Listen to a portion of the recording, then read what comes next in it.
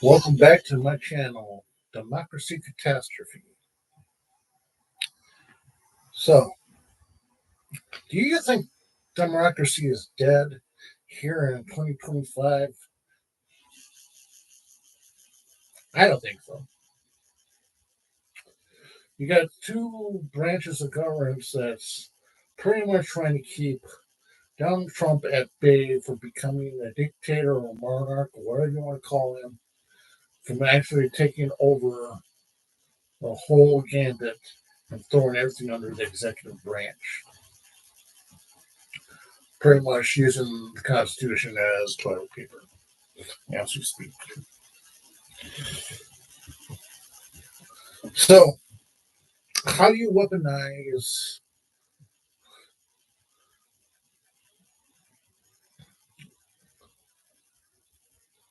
a president, a prime minister?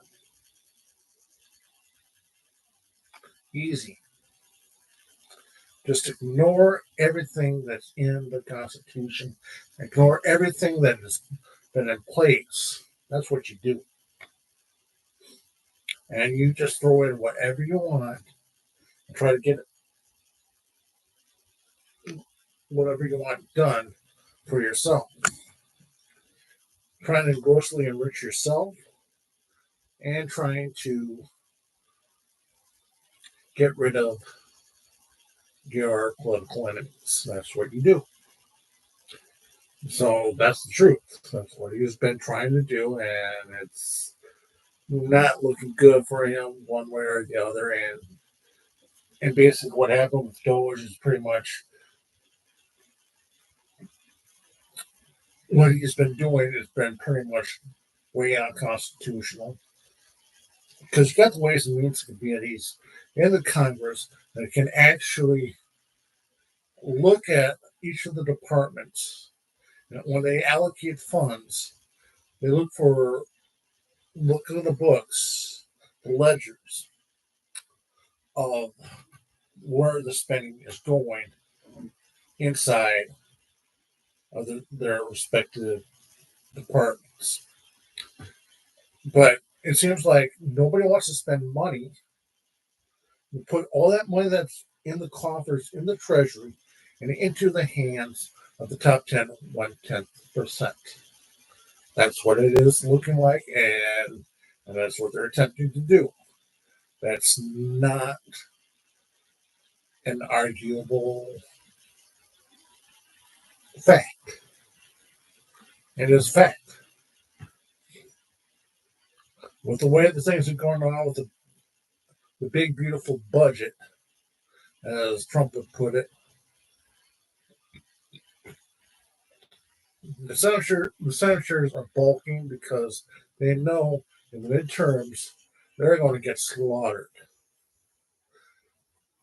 The midterms in Congress, chances are they're safe because most of the time in the districts, every state has new laws that govern how they district their maps. And a lot of times that is put in the hands of the Congress. So what you actually do is, if you're in power, you try to get as many voters as you can by redistricting areas with a high population of, of the voter base, thus alienating other districts that do not have that luxury. Why I say that's a luxury? I think it's a farce. If you live in an area that's highly densely populated and split 50-50 either way, too bad. You get that up and down vote, Democrat, Republican, and sometimes you're going to lose. And sometimes you're lucky you'll squeak out a win. I've looked at some of these districts in some of these places, especially in Texas. Whoa. They kind of look like not blocks. They mostly look like tentacles of an like a of an alien subspecies alien or a dragon or a mosquito or something. And you got little spots here, and you got little wings here and there that sort of like try to get as many voices as they possibly can. Now, that has been happening for centuries, so for over 2 to 3 centuries now. We're going on our third century already as a country, and the Constitution is pretty much, let's just say, is in dire need of upgrading and updating and putting some new amendments into the Constitution. Number one, and number two is we need to get back on track to the way, in my opinion, the days of FDR and his New Deal ideas, and go to a framework to have another set of Bill of Rights for the common man.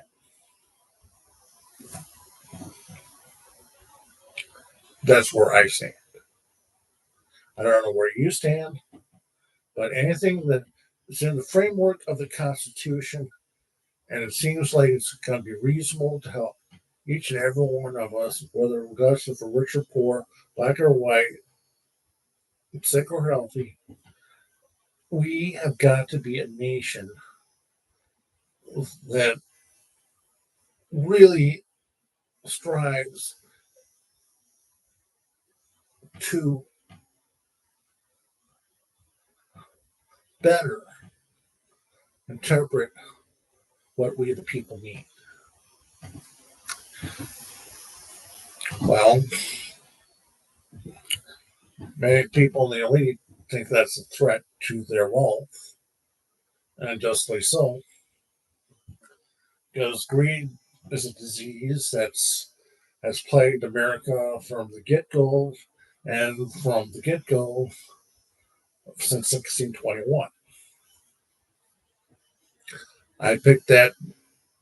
I could go back to say 1588 or 1492. Well, but that's a discussion for another day. But we're talking about 2025, 2026, and beyond. There's a good chance in the next 5, 10 years I may not be around. And if I'm not around, you got this channel to look at me and say, hey, um, I was right about this, or I was wrong about that, or I'm starting to get some traction, but it's not that much traction because of the fact that this is for fun more than anything else. I'm not no influencer. I'm just expressing my opinion, and most of my opinions are a direct feeling of how I feel about America. Let's get that straight.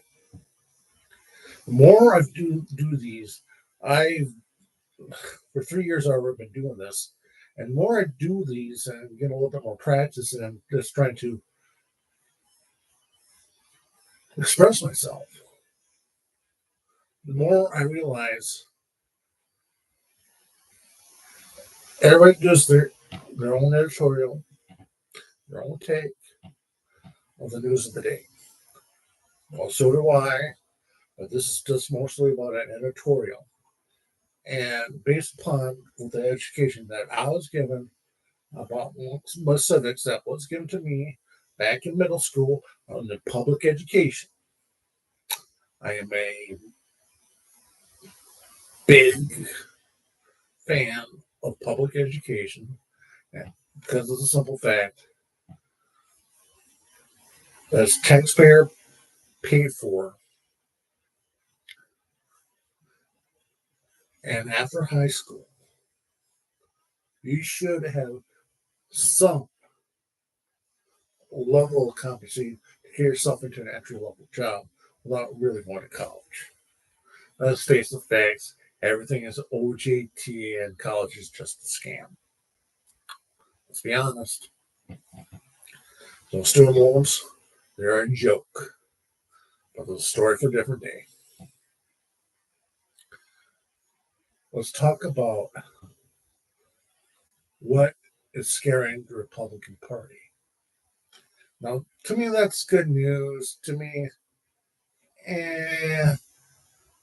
I was right about 2024 that Trump was going to win. It was kind of a Hail Mary pass that Kamala Harris and Tim Walz tried to pull. And I knew that was not going to. They had some really great talking points. They had the numbers, but it was just too little, too late. It was just like you can't a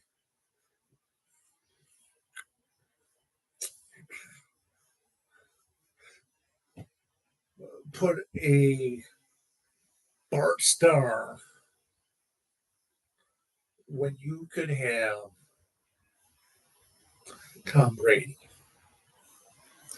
Now, not saying anything bad about Bart Starr.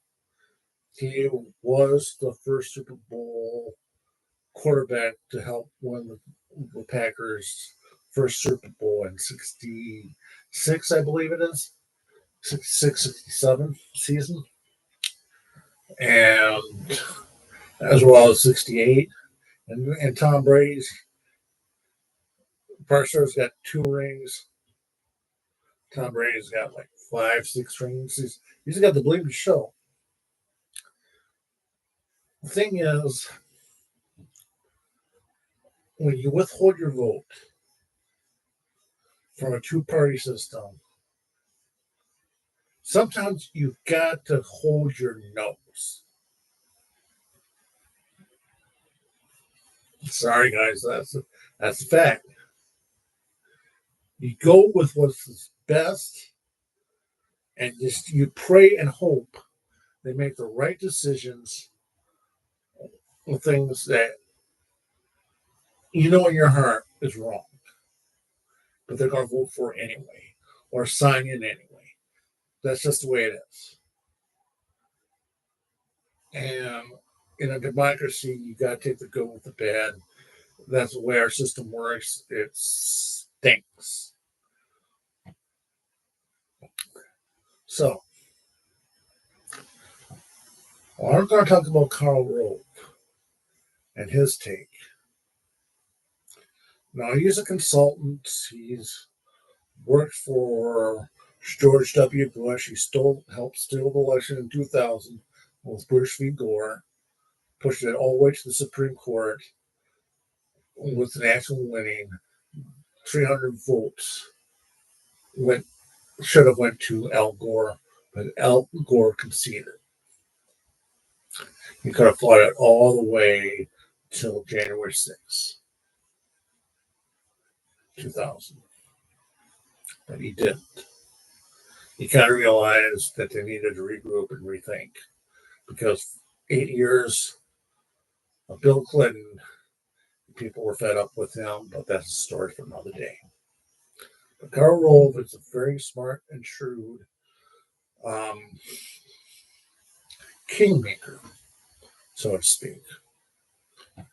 Back in the days when the Republicans semi tolerated the Constitution.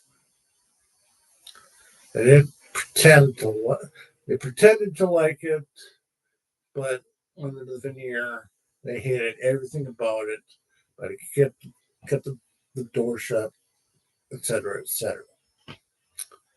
So, if you're a billionaire and wonders what is going on with Donald Trump, you have to ask yourself, why? Why do I like Donald Trump?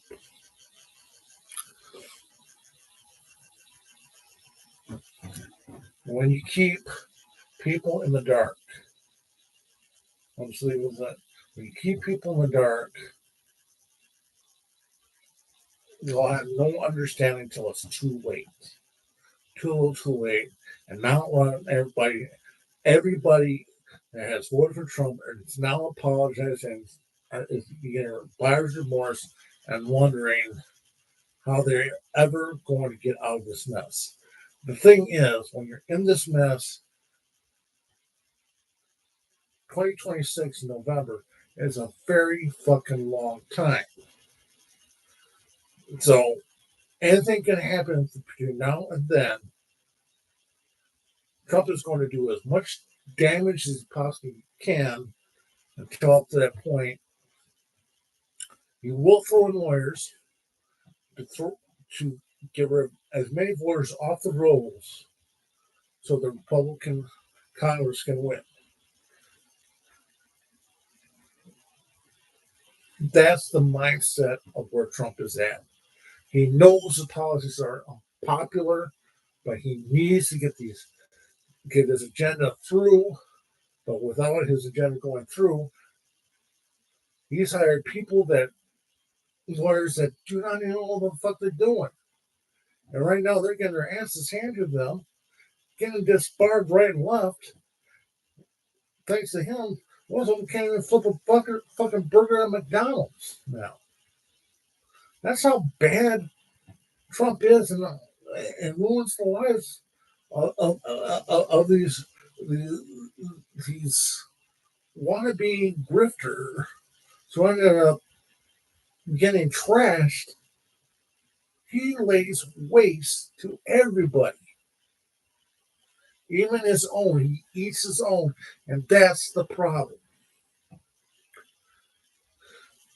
And Justice Roberts now realizes that he's got a fucking problem in the executive branch, and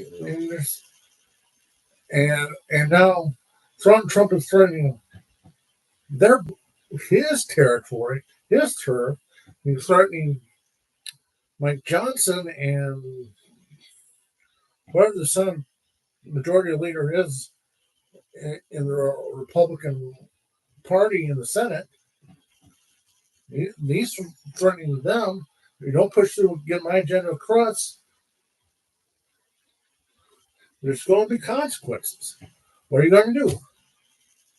Right now, they're trying to weaponize the FBI and the ICE in the name of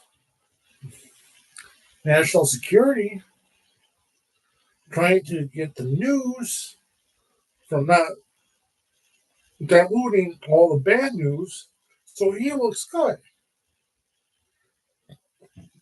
A turd is a turd. Karl Rove knows it. Everybody in the Republican Party knows it, and they're shaking in their boots. The title of this article is called Karl Rove Says the Muddled Mess Trump Policy Will Cost the GOP Next Year's Midterms. Voters won't blame foreign countries for high prices or fuel goods. They'll blame Donald Trump and his Republican Party, Karl Rove said. This is the Health Post by Pacha Sharpan nominee, May 29, 2025 at 1:37 p.m. Okay, let's read this article. Longtime GOP strategist and commentator Karl Rove predicts President Trump's tariff policies will cost Republicans next year's midterms, calling the administration's messaging a muddled mess. The story isn't good for GOP, Rove says in the column published in the Wall Street Journal Wednesday. Rove warned fellow Republicans that Trump's tariff demands are weighing him down as his general job approval sinks and voters disapprove of his handling of the economy, citing data from Royal Clear Politics. I have no idea, but that sounds like a good source on possibly in the future. Trump and Rove have clashed in recent weeks as the Bush administration's senior advisor became critical of the president's strategy. Last month, Rove said Trump's approval ratings are in bad shape when it comes to the economy. He also appeared on Fox advising the president to cooperate with courts and the Kilmer-Abergel could see the deportation case. Trump responded truthfully by calling Rove a total loser who's been wrong about almost everything. Now Rove is warning Republicans of the president's frenetic back and forth on the subjects of declaring trade war one day, that then postponing new tariffs the next, leaves voters confused. A more recent example of Trump's on again, off again tariff policies happened last week when he threatened to impose a 50% tariffs or import from the European Union. That's was backfiring side when the EU had asked to extend his deadline for trade talks until July 9th. Maybe these apparent flip flops were planned by the master of the art of the deal, but to many it looks like a cleanup in aisle 6. Rove sentiment was felt in Wall Street as investors come up with a new term to describe Trump on again, off again tariffs called taco. That's new. It's called for Trump always chickens out. The administration is a mess. Rove says telling Republicans Trump should look towards reciprocity of policy he describes as if countries lower their tariffs, will lower ours. Rove ended the call by saying the lawyers won't blame foreign countries for higher prices or freedoms that blame Donald Trump and his Republican Party. All right. That's the article. Here's my take. If I was Donald Trump doing what he's doing, what would I do? I'd be looking at my stock portfolio. I will start buying as much of the lowest bargain based stocks I could find.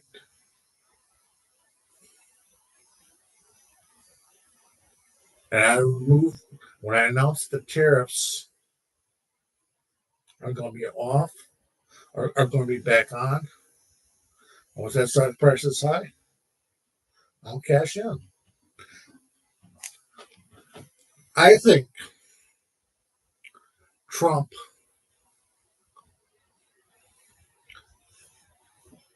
has allies inside Wall Street who are making money hand over fist inside the family and some of his few friends that he has. I think Putin's on the deal as well. He is gaining his stock portfolio, even though he's kind of extorted the the oligarchs that are in his country. You pay up or else. That's how he's making his fortune. Trump is making his fortune based on what he knows and what he knows best. That's Wall Street. If you are able to mess with the GDP and you're going to be able to mess with tariffs and the threat of tariffs,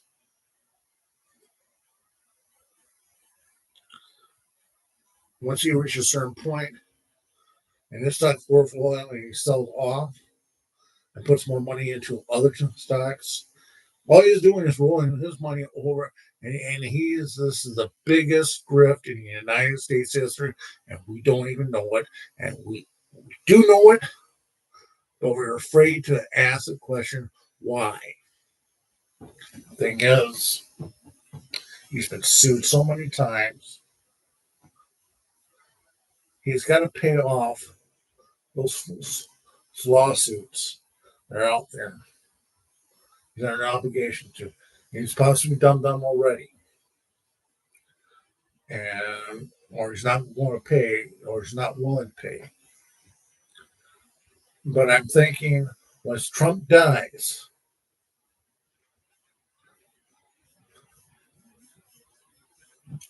I don't think anybody in his family will willingly or wantonly do what he's done,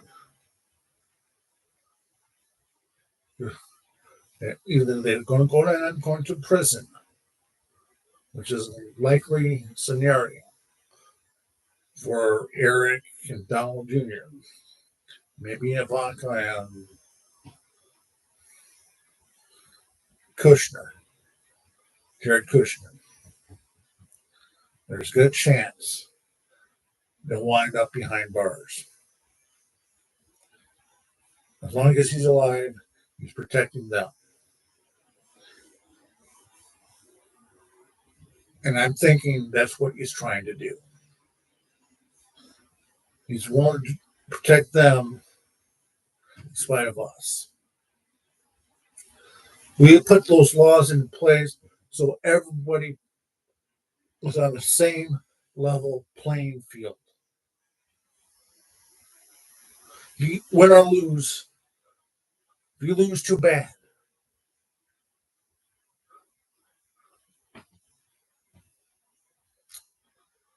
That's what Trump's doing. And if I was a Republican operative, not an operative, but a representative on the federal level,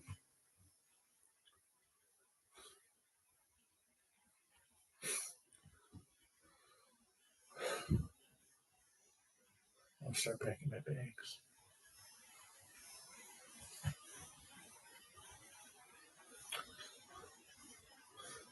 You can't be too comfortable. If the voters are mad at you, chances are they're going to vote a Democrat in spite of who you are. Uh, Having that arm right now, if we had an election today, most, if not a good majority of those congressmen would be out of a job. But I say this: I don't think the Republicans have any problem whatsoever to keep the majority in both the Senate and the House. If I can put some money on it, I bet is the Republicans are going to still hold the majority and still cause a big, huge ruckus until 2028. Sorry. If if, if 2026 was an indicator, I don't care how many special elections that the Democrats have won at a local level. At a federal level, that's a totally different story. But without a solid Democratic majorities in the state houses and local houses, I do not believe the Democrats are going to have a majority in the Senate or Congress, regardless of what Trump does with the tariffs or not. He's gaming the system, and there's nothing we can do about that.